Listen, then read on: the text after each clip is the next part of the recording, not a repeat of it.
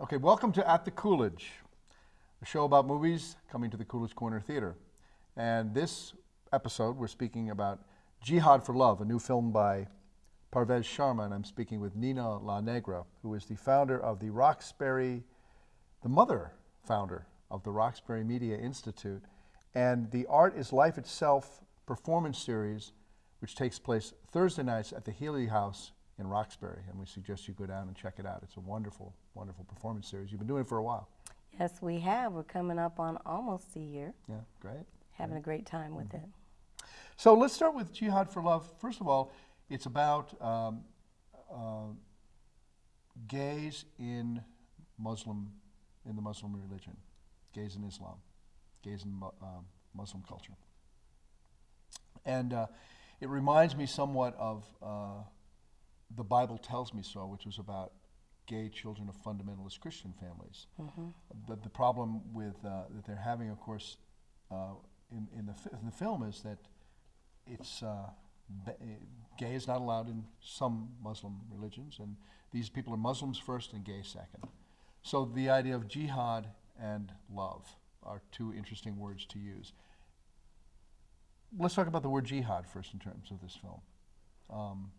It doesn't mean War. right. It means struggle. And this is a struggle to regain or to find the gay identity inside Muslim culture.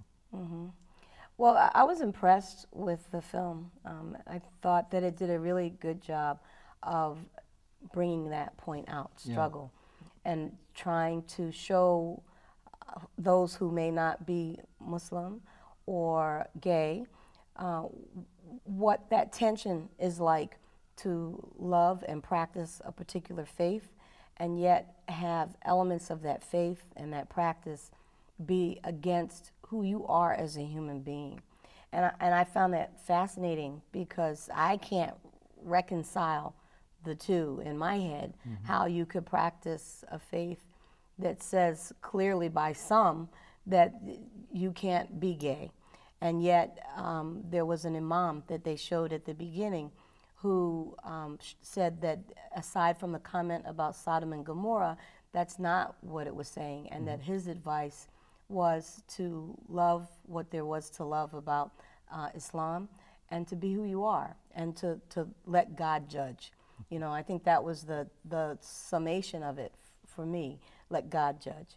And it's curious that you bring up this other film, which I haven't seen, because I thought that there were some similarities in A Jihad for Love and gays in Islam, as well as gay people practicing in fundamental Christianity, gay people practicing in Orthodox Judaism, gay people practicing in any kind of practice. Particularly monotheistic religions, I think. Well, yeah, I would say there's something about that Abrahamic tradition that really talks about smiting and smoting and, you know, not to critique anybody's faith, but there's definitely a way of approaching difference. And they don't critique their faith. They don't critique, they're trying to reconcile, like you said, identity with practice. Yes, and therefore jihad or struggle, you know, and a tremendous struggle for some who have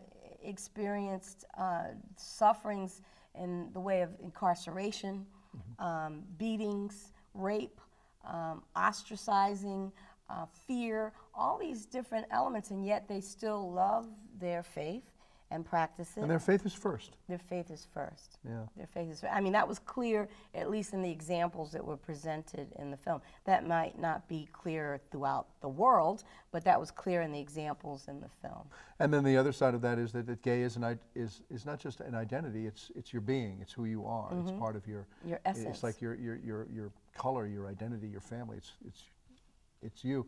We were talking with the crew here, and we had a lively discussion about gay identity. What is it exactly that makes this such a potent discussion even in American culture, and a dangerous discussion in Islamic culture, because this movie is almost a piece of guerrilla filmmaking. Well, I think it very much is a piece of guerrilla filmmaking because many of the interviewees did not show their faces, and they were disguised in some way. The first individual who was interviewed, I think his name is Muhsin.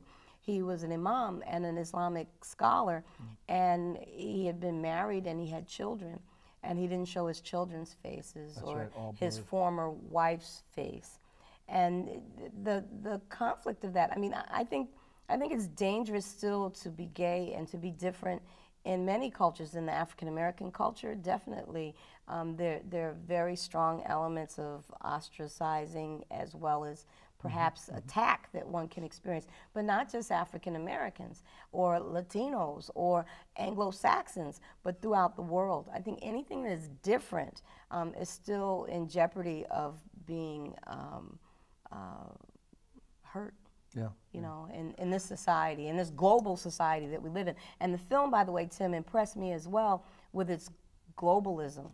It showed the number of countries, the world of Islam around the world. We were in Pakistan, we were in India, we were in Turkey, we were in, where else were we?